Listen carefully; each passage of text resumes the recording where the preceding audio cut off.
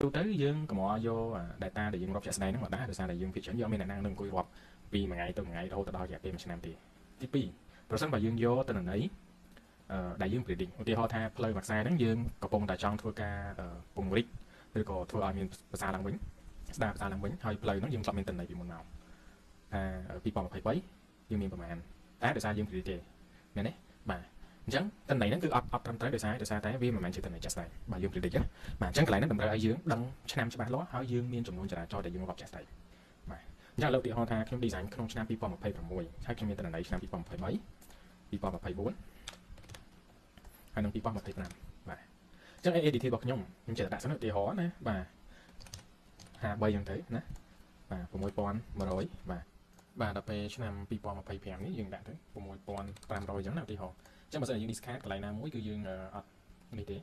អត់យកទេបាទហើយ first was year one projection មានថាយើងគិតចាប់ពីឆ្នាំ2023ទៅហើយសម្រាប់ប្រឡោះនោះខ្ញុំសូមបញ្ជាក់អញ្ចឹងដូចបានបញ្ជាក់អញ្ចឹងគឺយើងអត់អាចដាក់ម្ដងតែមួយទេយើងត្រូវដាក់យ៉ាងហើយពី2ដងទៅឬក៏3ដងទៅបាទអញ្ចឹងឥឡូវខ្ញុំចុច calculate ទៅអញ្ចឹងមានន័យថាក្នុងនេះ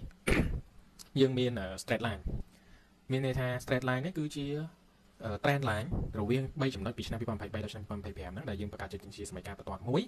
ដោយវាមានការកំណើនកើនណាកាត់ពីឆ្នាំ2023ទៅដល់2025ហ្នឹងគឺជារួម 8.2% បាទចាហ្នឹងគឺជា annual growth បាទហើយសម្រាប់ការ predict ទៅលើ estimation នៃសមីការរបស់យើងហ្នឹងគឺយើងមាន coefficient of determination គឺរហូតដល់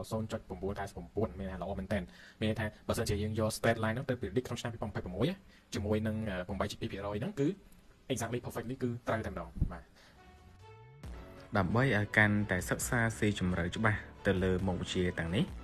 អ្នកទាំងអស់គ្នាអាចធ្វើការចុះឈ្មោះចូលរៀនជាកញ្ចប់វីដេអូតាមរយៈលេខ Telegram ដែលមានភ្ជាប់ក្នុង caption ខាងក្រោមនេះបាទសូមអរគុណ